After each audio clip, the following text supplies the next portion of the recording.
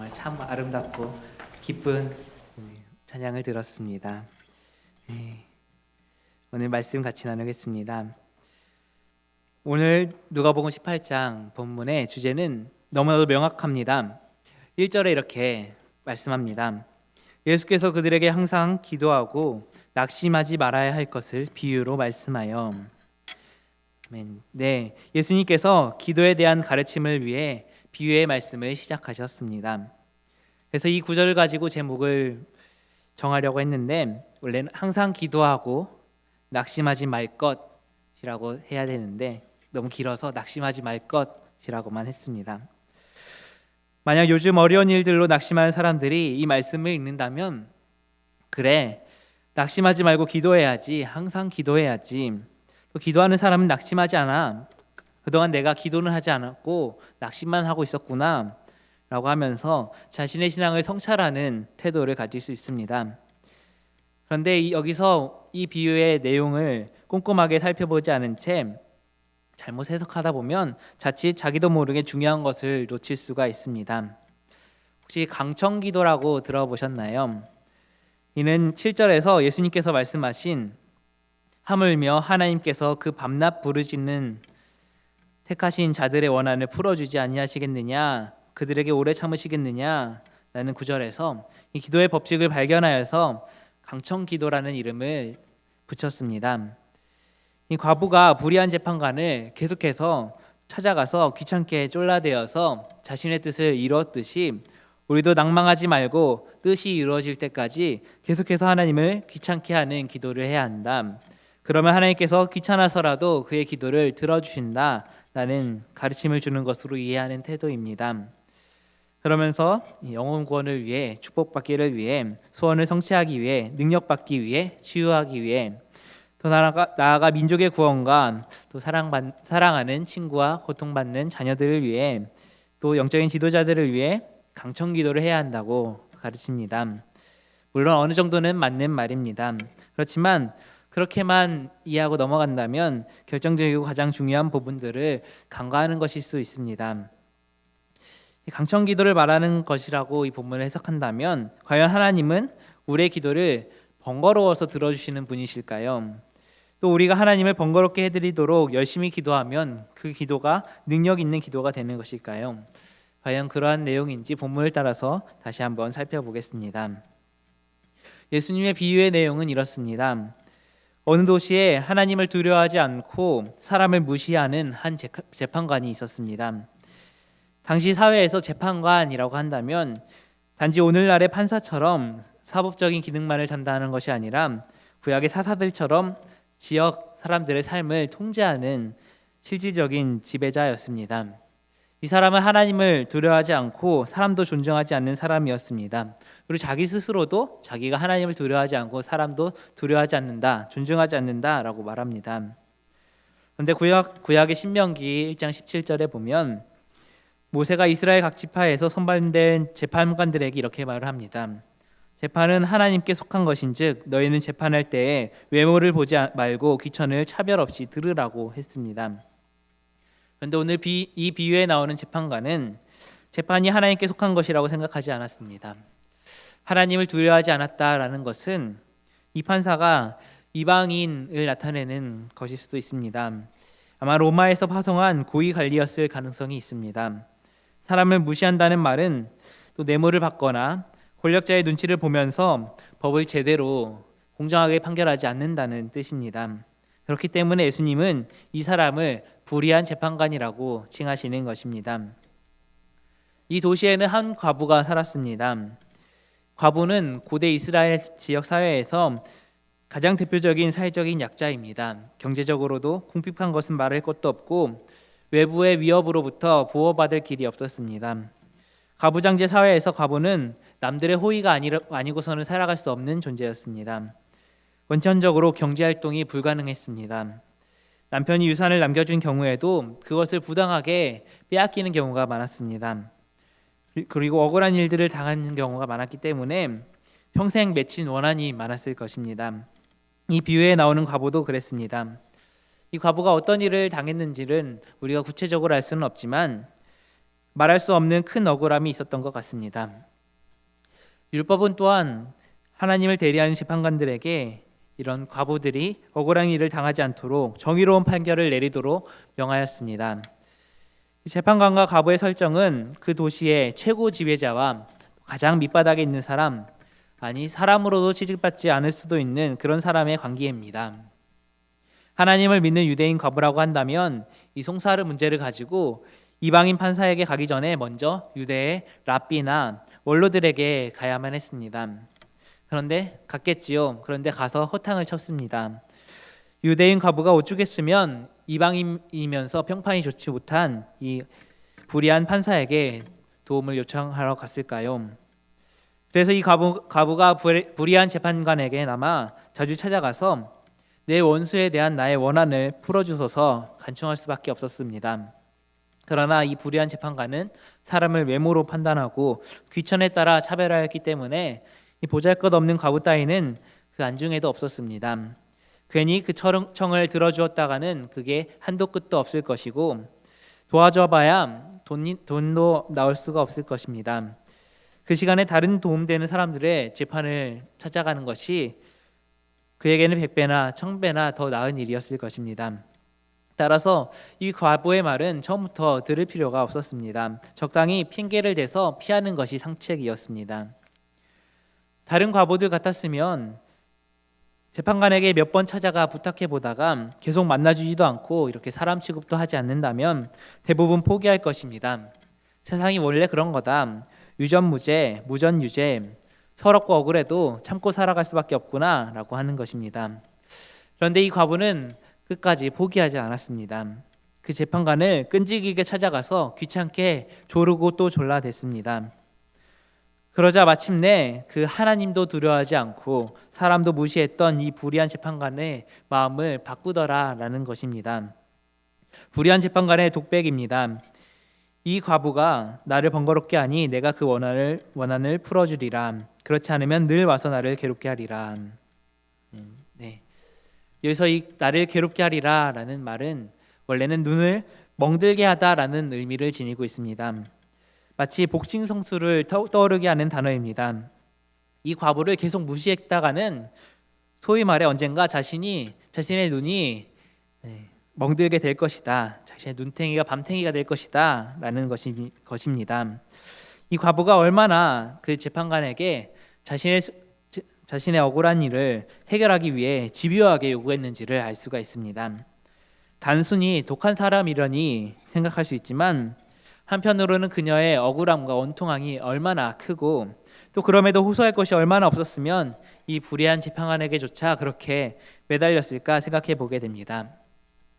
예수님의 말씀이 뒤이어 나옵니다. 7절 말씀입니다. 하물며 하나님께서 그 밤낮 부르짖는 택하신 자들의 원한을 풀어주지 아니하시겠느냐? 그들에게 오래 참으시겠느냐? 아멘. 네, 얼핏 보면 아까 소개해드렸던 강청기도를 예수님께서 하라고 하시는 것 같습니다. 이런 불의한 재판관들조차 보잘것없는 한 과부의 끈질길 요구를 들어줬다면 하물며 선하고 의로우신 하나님께서 어찌 친히 택하신 자들 그들의 원한을 풀어주시지 아니하시겠냐는 것입니다. 8절에서도 그것을 속히 풀어주신다고 하십니다. 이런 가르침은 누가복음 11장 1절부터 13절까지의 말씀에도 나옵니다. 거기서 먼저 1절부터 4절까지는 주기도문입니다. 그리고 5절부터 8절까지는 한밤중에 찾아온 친구의 요청을 들어준다는 이야기입니다. 그리고 이어서 9절에 그 유명한 말씀이 나옵니다. 구하라 그러면 너희에게 주실 것이요 찾으라 그러면 찾아낼 것이요 문을 두드리라 그러면 너희에게 열릴 것이니. 아멘. 네, 이어서 11절부터 13절까지는 자식과 부모의 관계를 통해서 하늘 아버지께서 구하는 이에게 성령을 주시지 않겠느냐라는 이야기를 합니다. 모든 구절이 다 기도에 대한 가르침입니다. 그러므로 우리도 막연히 기도할 것이 아니라 간절한 마음으로 뚜렷한 목표를 가지고 끈질기게 기도하노라면 하나님께서 마침내 우리의 기도를 들어주신다는 이 강청기도의 공식을 이 말씀이 가르쳐주는 것 같습니다. 이 말씀에 따라서 우리는 기도를 열정적으로 합니다. 그런데 여기서 우리가 몇 가지 더 고려해야 할 것들이 있습니다. 먼저 오늘 말씀은 하나님께서 우리의 밤낮 부르짖는 그 소원을 들어주신다는 것이 아니라 원한을 풀어주신다는 것에 있습니다. 세번역 성경에서는 내 적대자들에게서 내 권리를 찾아주십시오라고 번역했습니다. 이 원한을 푼다라는 말은 정의를 실행하다, 변호하다, 정당함을 입증하다, 바로잡다, 복수하다, 원한을 풀어주다라는 의미 등을 지니고 있습니다. 그래서 과부가 부르짖는 목적은 단순히 자신의 소원을 들어달라는 것이 아니라 자기의 안위를 위한 것이 아니라 억울함을 푸는 것에 그치는 것이 아니라 정의를 실현하고 자신의 정당함을 입증하기 위한 것이었습니다. 하나님도 두려워하지 않고 사람을 존중하지도 않는 이 세상의 권력자들을 향하여서 과감하게 정의를 실현하거나 정의를 실현할 수 있도록 하라라는 요청을 하는 것입니다. 그것은 세상의 가장 약한 약자인 과부의 대단한 용기라 할 수 있습니다. 불의한 재판관과 정의를 부르짖는 과부의 모습은 너무나도 대조적인 모습입니다. 이것만으로도 오늘 본문이 예수님께서 가르치시는 이 내용이 우리가 생각하는 일상적인 기도에 관한 가르침과는 다르다는 것을 알 수 있습니다. 정의가 실현되지 않으면 안 되는 절박한 상황 가운데 이 불의한 재판관을 매일 찾아간다는 것은 자신의 목숨을 거는 행위입니다. 하나님도 두려워하지 않고 사람도 존중하지 않는 자에게 세상에서 가장 힘없고 나약한 이 과부의 목숨이야 그리 어렵지 않게 처리할 수 있는 것이었습니다. 과부의 적대자들도 있었고 또 그녀의 권리를 찾아줄 재판관도 이 불의한 상황은 참으로 절망할 수밖에 없습니다. 상대방은 불의한 지배자와 그의 두둔을 받는 불의한 사람들이지만 연약한 과부는 결코 그 불의에 굴복하지 않고 끊임없이 정의를 요청합니다. 과부가 줄기차게 부르짖는다고 해서 불의한 세상, 불의한 재판관이 바뀌는 일은 없습니다. 바뀌지 않았습니다. 불의한 재판장은 과부의 요구로 하나님을 두려워하게 되거나 사람들을 존중하게 되지 않았습니다. 그가 정의롭게 되지는 않았지만 끝내 그는 과부의 부르짖음에 굴복하였습니다. 이 부르짖음이라는 말은 기도보다는 아픔에서 나오는 절규에 가까운 단어입니다. 이 단어는 고난 중에 부르짖는 외침, 곧 예수님께서 십자가 위에서 부르짖었다고 할 때 바로 그 단어입니다. 하나님께서는 이처럼 고난 중에서 고통 속에서 부르짖는 불의한 세상에서 정당한 권리를 빼앗겨 부르짖는 그 소리에 응답하시는 분이십니다. 하나님은 그 부르짖음을 듣고 정의를 회복하십니다.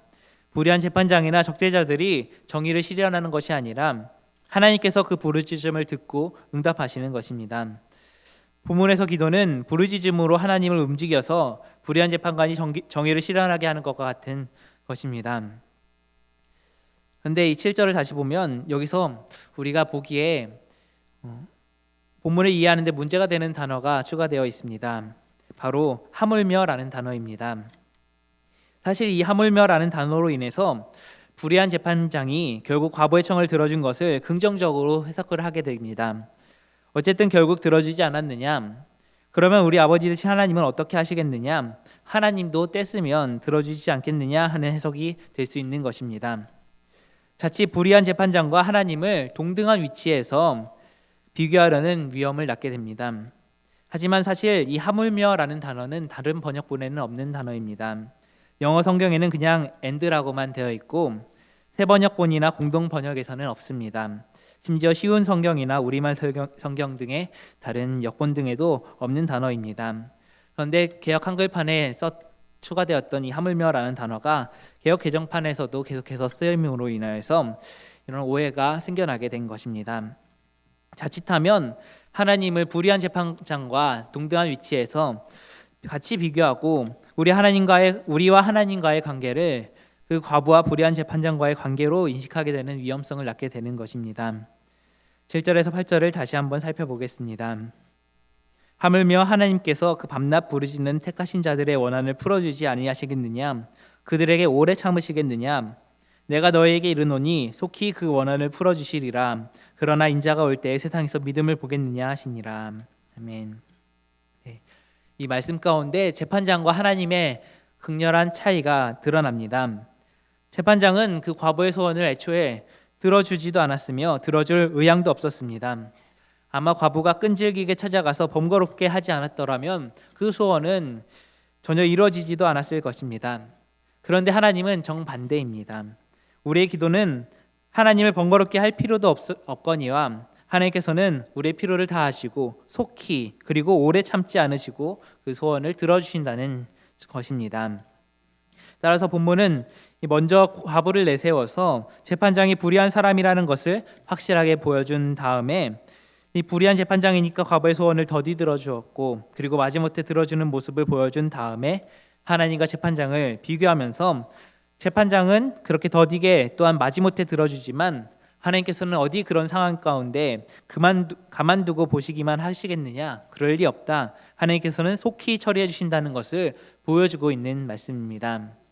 따라서 이 재판장과 하나님을 비교해 본 이유는 이 본문이 말하고자 하는 바를 확실히 알고자 하는 것이었습니다. 본문의 주된 내용 관심은 이 끈질기게 귀찮게 할 정도의 하는 기도의 중점이 되는 것이 아니라 억울한 그 사정을 속히 들어주시는 하나님의 중점이 있는 것입니다. 하나님께서는 그런 식으로 사람들이 때를 써야만 들어주시는 분이 아니라는 것을 본문은 분명하게 말하고 있습니다.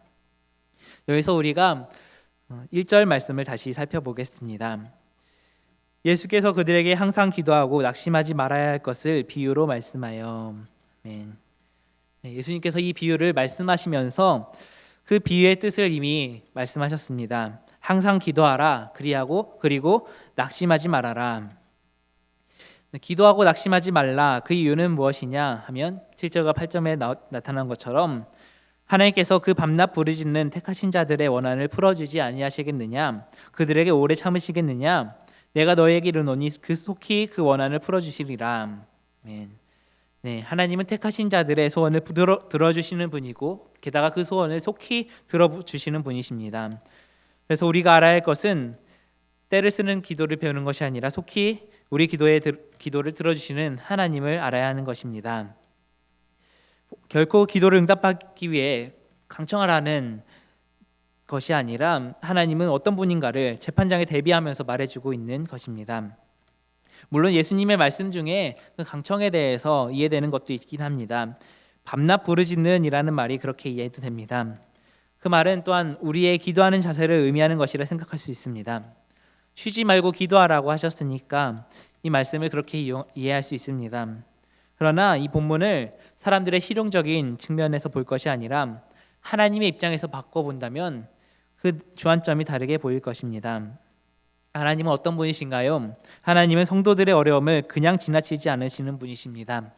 이 세상 재판장은 불의해서 웬만한 억울함을 풀어주지 않으며 그냥 지나칠지라도 하나님은 그렇지 않으시다. 그리고 속히 들어주시는 분이시다. 네.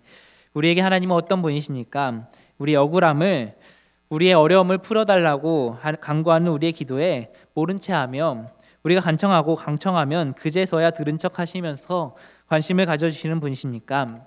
그렇지 않습니다. 우리 하나님께서는 우리의 아픔과 괴로움을 미리부터 하시고 우리의 작은 아픔까지도 그냥 지나치지 않으시는 분이십니다. 이 세상 재판장들은 그냥 지나칠지라도 우리 하나님께서는 그렇지 않습니다. 마지막으로 고려해야 될 것은 8절 하반절 말씀입니다. 예수님께서 이렇게 말씀하십니다. 그러나 인자가 올 때에 세상에서 믿음을 보겠느냐 하시니라. 네. 다시 말해 인자가 올 때에는 세상에 믿음 좋은 사람을 찾기 어렵다는 말씀입니다. 이는 지금까지 예수님께서 하신 말씀이 다름 아닌 인자가 올 때와 관련이 있는 말씀이라는 것입니다. 역시 오늘 말씀이 예수님께서 일상적인 기도에 대해서 독립적으로 가르치신 것이 아니라 누가복음 17장 22절부터 이어지는 예수님의 종말 설교의 연속이라는 것을 알 수 있습니다. 17장 22절부터 24절까지의 말씀입니다. 또 제자들에게 이르시되 내가 이르리니 너희가 인자의 날 하루를 보고자 하되 보지 못하리라. 사람이 너희에게 말하되 보라 저기 있다 보라 여기 있다 하리라. 그러나 너희는 가지도 말고 따르지도 말라. 번개가 하늘 아래 이쪽에서 번쩍이어 하늘 아래 저쪽까지 비침같이 인자도 자기 날에 그러하리라. 아멘. 네. 이 말씀에 이어서 예수님께서는 인자가 올 때를 과거 노아 홍수 및 소돔 고모라의 심판과 견지어서 말씀하십니다. 그리고 그때 그리스도인들이 당할 고난을 묘사하십니다. 내가 너희에게 말한다. 그날 밤 두 사람이 나란히 잠을 자다가 한 사람을 끌려가고 다른 한 사람은 남을 것이다. 두 여자가 나란히 맷돌을 갈다가 한 사람은 끌려가고 다른 한 사람은 남을 것이다. 죽음이 있는 곳에 독수리가 모여드는 것처럼 그날은 반드시 올 것이다 라고 말씀하셨습니다. 예수님께서 그럼 과연 이 말씀을 왜 하셨을까요? 네, 하나님의 나라는 이미 시작되었고 아직 완성되지는 않았습니다. 완성은 예수님께서 다시 오는 그날에 완성될 것입니다. 우리는 그 사이에 살고 있습니다. 이미 시작됐지만 아직 완성되지는 않은 하나님의 나라에 살고 있는 것입니다. 그럼 그런 나라는 어떤 나라인가요? 많은 분야에서 여전히 불의합니다. 정치, 사법 분야의 불의는 우리가 너무 많이 듣고 있죠. 그것만이 아니라 경제와 노동, 언론, 예술, 의료, 교육, 심지어는 종교 영역까지 모든 분야에서 불의와 부정이 만연돼 있습니다. 이 부정은 어떻게 보면 일상이 되어 버렸기 때문에 부정을 안 하는 사람이 오히려 이상한 사람이 되기도 합니다. 심지어는 부정행위를 안 하면 이 땅에서는 정상적인 생활을 할 수 없다라는 것이 속설이 되어 있습니다. 그러니까 부정행위 안 하는 것이 바보고 라는 것이죠. 하지만 그렇게 해서 남는 것이 무엇일까요? 사람들 사이에 원한이 남습니다. 오늘 말씀에서 재판장을 찾아온 과부가 그 원한을 풀어달라고 호소했습니다. 원한이 있다는 것은 그만큼 불공정과 불의가 있다는 것입니다. 그런데 과부는 말을 해도 들을 것도 같지 않은 이 재판장을 찾아와서 호소했습니다. 될 때까지 호소했습니다. 이렇게 할 때 아니면 말고 하는 마음으로 왔을까요? 아니면 될 때까지 한다는 태도에서 이렇게 하면 된다는 믿음으로 그렇게 했을까요? 노아 시대와 롯 시대를 살던 사람들은 될 때까지 한다라는 마음을 가지고 있지 않았습니다. 그 사람들은 자기 일에 매몰되어서 살았습니다. 그들이 그렇게 산 이유는 그 다음 언젠가 심판이 있을 거라는 사실을 염두에 두지 않았기 때문입니다. 이런 걸 보면 우리는 오늘 이렇게도 살 수 있고 저렇게도 살 수 있다는 것을 알 수 있습니다. 그런 삶은 우리가 선택하는 것인데 예수님께서 바라시는 삶은 어떤 것일까요? 이 말씀은 단순히 기도를 열심히 하라라는 말씀이 아닙니다. 오히려 이것을 주십시오, 저것을 주십시오 하면서 열심히만 기도하는 것은 이방인이나 하는 것이라고 그랬습니다. 그 사실을 염두에 둔다면 이 말씀은 조금 다르게 보일 것입니다. 예수님께서 유도하시는 것은 이 시대의 불의와 부정, 그것 때문에 생기는 원한과 원통함을 위해서 기도하라는 말씀으로도 보입니다. 아무리 큰 부정이라고 할지라도, 아무리 큰 불의라고 할지라도, 그 세력이 너무 강해서 흔들릴 것 같지 않다고 할지라도 그것이 영원한 것은 아니다라고 하시는 것입니다. 예수님께서 다시 오시고 그날에 하나님 나라가 완성되면 이러한 불의와 부정들은 전부 무너지게 되어 있습니다. 그리스도인들은 그런 믿음을 가지고 사는 사람입니다. 그리고 그런 날을 꿈꾸며 살아가는 사람입니다. 예수님께서 바라시는 것은 그 믿음으로 원한을 풀어주기 위해 기도하는 것입니다. 이 모든 불의가 제거되고 하나님의 뜻이 하늘에서 이룬 것처럼 이 땅에서 이루어지게 해주십시오라고 하나님의 나라를 위해서 기도하는 것이 우리가 해야 할 기도입니다. 우리가 사는 세상을 바라보면 희망보다는 실망을 더 많이 주는 세상입니다. 희망이라고는 찾아보기 힘든 때가 많이 있습니다. 나 혼자 바르게 사는 것이 무슨 의미가 있을까 싶을 정도로 낙심될 때가 많이 있습니다. 그렇지만 모든 것을 뒤집으실 하나님께서 계시다고 하는 것을 우리가 기억해야 합니다. 하나님께서는 이 상황을 완전히 역전시키실 분이신데 반드시 틀림없이 속히 그렇게 하실 것입니다. 그것이 우리가 믿는 바입니다. 그리고 믿기 때문에 기도할 수 있습니다. 사회의 정의를 부르짖고 기회의 균등을 부르짖고 어떤 개혁을 부르짖는 것, 이것들 모두 하나님의 일들입니다. 그렇기 때문에 하나님께서는 우리가 그런 것을 위해서 기도하기를 기다리고 계십니다. 이 사실을 우리가 생각하고 잊지 말아야 할 것입니다. 그리고 기도함으로써 하나님의 그 기대에 섬으로써 하나님 나라의 백성으로서의 역할을 잘 감당하는 저 여러분들 다 되시길 바랍니다. 함께 기도하겠습니다. 하나님 아버지, 오늘 과부의 재판장의 비유를 다시 한번 살펴보면서 새롭게 살펴봄으로써 그 안에 숨겨진 의미를 찾아보았습니다. 주님, 우리의 기도가 더욱더 성숙되고 한층 발전된 기도가 되게 주님 인도하여 주옵소서. 하나님을 간청하면 그 소원을 들어주는 불의한 재판장으로 여기는 것이 아니라 하나님께서는 우리의 마음의 소원을 다 알아주시고 우리를 위하여 일하시는 분이시라는 그 믿음을 가지고 끊임없이 기도할 수 있도록 주님 인도하여 주옵소서. 약자들이 고통당하는 불의한 사회 가운데 정의가 실현되기를 위하여 갈망하게 하여 주시고, 더 나아가 하나님의 통치가 이 세상 가운데 온전히 이루어지기를 바라는 하나님의 나라를 위한 기도를 하게 주님 인도하여 주옵소서. 아버지의 뜻이 하늘에서와 같이 땅에서도 이루어지게 하소서라고 기도하라고 가르쳐 주신 예수님의 기도를 우리가 기도하며 나아가게 주님 도와주시옵소서. 우리에게 과부와 같은 영적인 갈망을, 영적인 절박성을 주시옵소서. 불의한 세대 가운데 억울한 일을 당하고 원통한 일을 만나도 낙심하지 않는 삶, 항상 하나님의 의를 소망하는 삶, 그리고 그 하나님의 의가 온전히 성취될 하나님 나라를 위해 기도하는 삶, 그것이 정말 살아가는 우리 그리스도인들의 모습이 되게 주님하여 주시옵소서. 그 가운데 주님께서 우리와 함께 하시고 주님의 뜻을 이루어질 줄 믿사오며 이 모든 말씀 예수님의 이름으로 기도합니다. 아멘. 함께 찬송가 539장 찬양하시겠습니다.